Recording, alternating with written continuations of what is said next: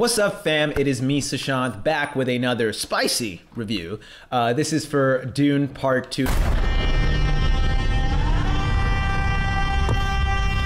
This is going to be the spoiler-free. The spoiler-heavy one will come shortly after, but I was really excited for this. This is probably my most anticipated movie of the year, I think. You know, the first one sort of left me really involved and excited about the atmosphere and the world that was created. It's breathtaking. And kind of ended in a fashion, and I feel similarly to a lot of people on this, where I'm like, I want to see what's next, because in terms of the story and where the characters were going, it was somewhat light. That being said, love Denis, the director, love the atmosphere he created, so I was really excited about this one. And even though a lot more happens from a plot perspective, I oddly feel similar as I did the first time, like really loving the visual spectacle that this film is, really loving the atmosphere of the movie, and of course, you know, some of the performances, which I'll get into, but at the same time feeling, dare I say, a bit shortchanged. You know, it's interesting. I'm not someone who's actually read any of the Dune books. That's just not much of a reader. I prefer the audio-visual medium myself.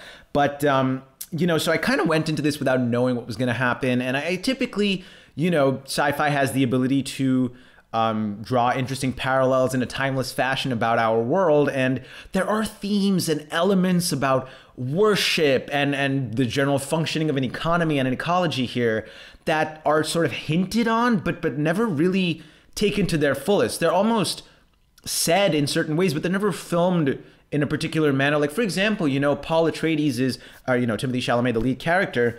There's this idea of, oh, is he like, you know, the chosen one, essentially, the Messiah that we're all going to look up to. And it's talked about, but other than one or two shots, it's visually never presented that way, which is surprising because there's so many other incredible visual choices in this film that work on a mechanical level, whether it's, you know, the writing of a worm,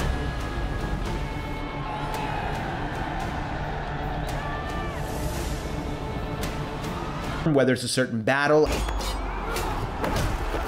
Everything is so visually specific and cool. And to take it back, further back than Dune Part 1, to take it to the film Blade Runner 2049, which Denis Villeneuve also made, that is a film that really did, I would say, a perfect job in using grand visual spectacle to still show something about the lead character. And I think that's the issue here, is Dune is a very visual story, at least the film adaptation is, and it doesn't really use that to allow you to delve into a specific mindset or a character. It kind of almost feels like it's more in service of the world, which, you know, is again well presented, but it doesn't then allow you to actually engage with anyone on a personal level. That being said, there is one character in particular. I did not expect this. Austin Butler's Feyd-Rautha is one of the most exciting characters I have seen in a film in years. He is, and again, I'm sure there are tons, from what I've read up, there are tons of differences from the book versus the film. There's a lot of liberties taken in this one, especially compared to the first film. That being said, Austin Butler, phenomenal. I mean, you know, literally the energy in the room changes when he shows up on screen. He is so just enamoring in ways I didn't expect, and he's a grade A. Well, I'm not going to allow to curse. He's a bad guy, is what I'm going to say. That being said, his character is very intriguing and exciting, almost as a foil to Timothee Chalamet, who also incredible performance, especially in some scenes where he really tries to rile up his team. The Fremen, less of a team, more of like an army. Anyway, when he tries to rile them up, and they seem like these polar opposites on this destiny to clash, but their clash just kind of happens. It feels kind of, it's not inconsequential, but it doesn't feel like it really delivers on the promise that it sets up to be this galaxy-defining event, essentially.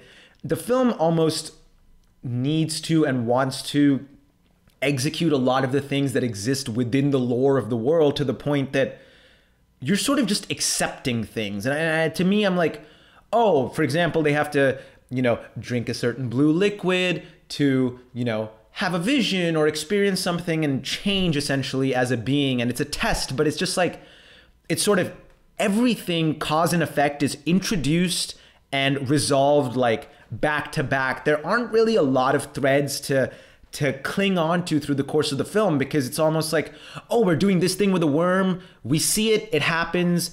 We move on to the next thing that we see that's set up, it happens. And there are some drastic motivational changes that take place in this film too that are very sudden, dare I say, that aren't quite, that I don't want to say don't feel natural. Well, they kind of don't, but they definitely don't have any grandstanding or long-standing weight in the film, because the film is just so much more in service of the world is what it feels like. And again, a testament to Denis for being able to execute that to, dare I say, perfection. I mean, he's a very good atmospheric director. And I've loved a lot of his previous films, like Prisoners, for example, is one that really creates this very subdued, gray, eerie atmosphere in very few and simple settings. That being said, you're very much in the minds of your characters.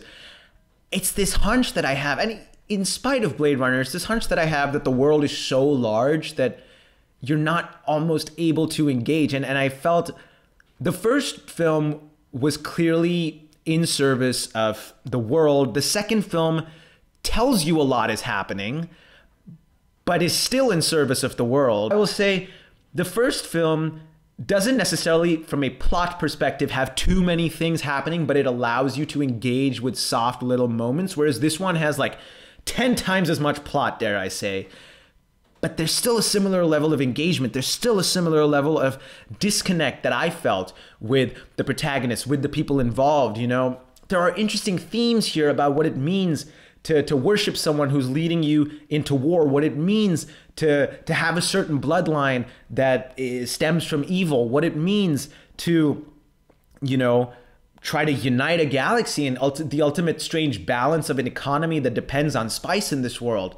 These are all ideas that are put out there, but they're not ideas that are ever taken to the next level. These are things that exist within the world, and in combination of their existence seem like, oh, this is an interesting world, but they're not explored to the point that I'm actually enamored or taken away or feel the urge to invest or visit this world. These are all elements that exist within this world, but are not necessarily elements that are ever explored.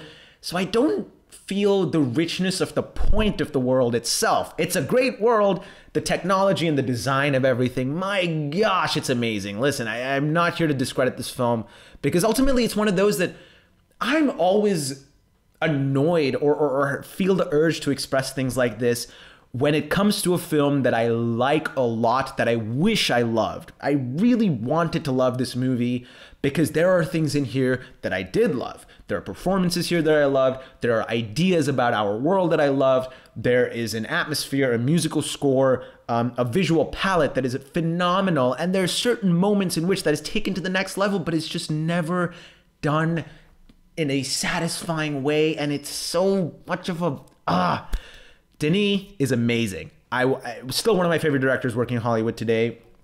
Phenomenal cast. Weirdly enough, a few laughs that I did not expect in spite of the subdued and dreary nature of some of what's being explored here. That being said, there is a bit of a love story here. There's a bit of a hierarchical element to the story. There's a war. There's a lot of things that you could find enjoyable. I felt like I had to fill in the gaps myself as to why I had to connect to each of them, which, that being said, if you've read the book, from what I've heard from every single person that's read the book, you're going to love this movie. If you have read Frank Herbert's Dune, greatest revolutionary sci-fi book of all time, apparently, you are going to love this movie. You're going to find a certain connection. You're going to put all the pieces together in a clearer sense. Apparently, the film is clearer than the book itself. That being said, I did not find the clarity I needed to fully enjoy this experience.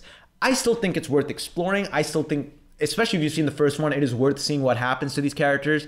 Quick shout out to Javier Bardem as well. Absolutely hilarious. I mean, I haven't seen him in too many. Well, no, actually, he was in Being the Ricardos. He's been up to stuff. Ever since No Country for Old Men, I have been invested in him as an actor. And in spite of this being a very different role, of course, phenomenal. Gotta say, hilarious. I'm going to talk more in the spoilers. I feel like there's only so much I can get out here without getting into specifics about the film. That being said, have you seen Dune Part 2? Do you want to see Dune Part 2? Comment below, because honestly, biggest film of the quarter, one of the biggest films of the year, I think it's definitely worth giving a shot, nonetheless, for the sake of the conversation at the very least. And my socials are down below. Subscribe to the channel if you haven't already. It's about time. More reviews and reactions coming up. We do reactions on our Patreon primarily, a lot of Bollywood films and Indian cinema there too, so definitely worth checking out.